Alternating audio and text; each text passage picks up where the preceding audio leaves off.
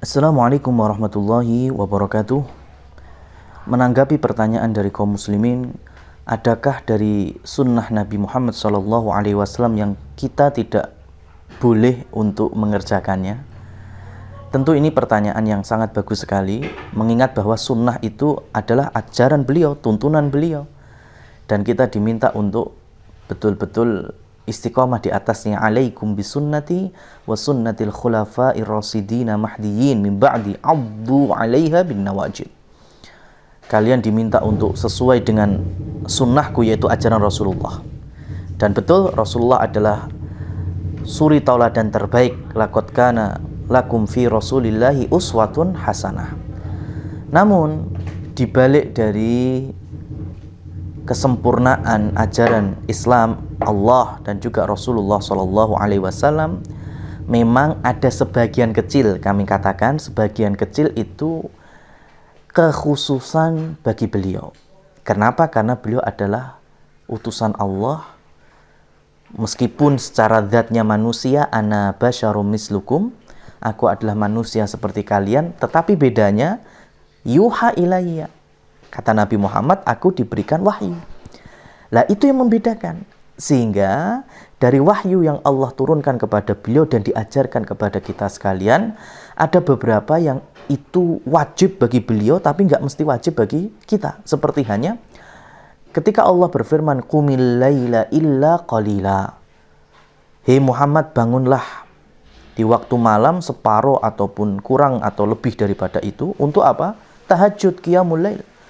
Bagi Rasul, qiyamul lail wajib. Bagi umatnya, sunnah, nggak sampai wajib. Kemudian, ketika Rasulullah SAW menggabung puasa hari ini, hari besoknya lagi, yang kita kenal dengan puasa wisol, bagi Nabi dibolehkan oleh Allah Subhanahu Wa Taala.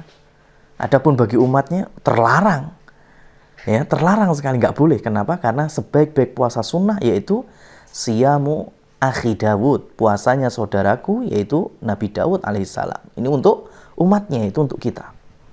Begitu pula ketika Rasulullah meminta para sahabat untuk menceraikan istri-istrinya yang lebih dari 4 orang. Karena di masa jahiliyah sampai Islam itu orang bisa istrinya sampai 20, belasan.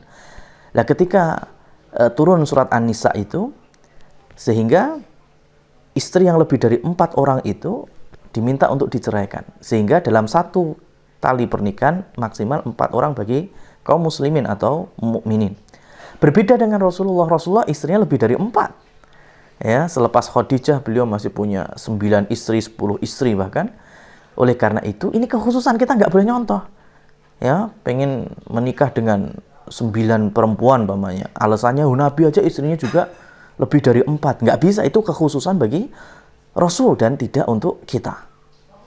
Begitu pula ketika dalam jihad fisabilillah, Rasulullah SAW kalau mendapatkan ghanimah atau harta rampasan perang, itu beliau berhak mendapatkan khumus 1/5.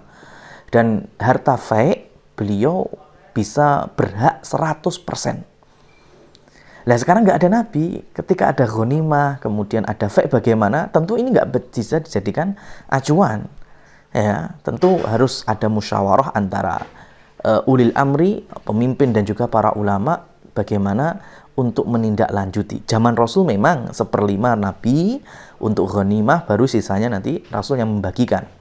Ataupun fa' 100% untuk Rasulullah SAW, dan bagaimana beliau membagikan terserah. Nah ini nggak bisa kita terapkan untuk kita.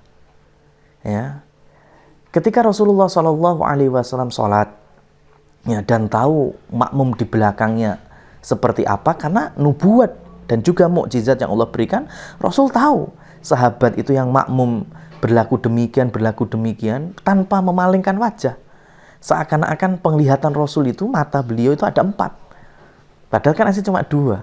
Nah ini nggak bisa kita jadikan tolak ukur. Oh berarti imam boleh nengok ke belakang, sebagaimana Rasul tahu sahabat ada yang membuang sandal, ada yang semacam itu. Nah ini tidak lepas dari sunnah Rasul SAW, tapi bagi kita malah tidak boleh dilaksanakan. Beliau dikuburkan jenazahnya telat, kita nggak boleh sengaja menelatkan penguburan jenazah. Mendekati hari-hari ini, yaitu seperti hanya Idul Kurban. Rasulullah ketika kurban, beliau sampaikan gimana? Bismillah, Allahu Akbar. Kemudian beliau sampaikan, ya Allah, ini kurban dariku, minni wa ahli baiti, dan dari keluargaku, yaitu ahli baitnya Rasul, wa min ummati lam yudhahi, dan dari seluruh umatku yang mereka belum berkurban. Bayangkan, di zaman Rasul berapa juta atau berapa ribu, ya mohon maaf mungkin berapa ribu kaum muslimin yang belum berkurban. Tapi atas nama Rasulullah Shallallahu Alaihi Wasallam, beliau sudah niatkan kurban itu untuk umatnya yang belum sempat berkurban. Nah ini nggak bisa kita jadikan patokan. Ya kita ya berkurban ya hanya bisa mengucapkan Allahumma hadza minni wa ahli baiti. Ya Allah, inilah kurban dariku dan juga keluargaku. Sudah, nggak boleh tambahan orang-orang yang lainnya. Demikian, semoga bisa menambah keistiqomahan kita dalam berittiba. Wallahu a'lam bishawab. Wassalamualaikum warahmatullahi wabarakatuh.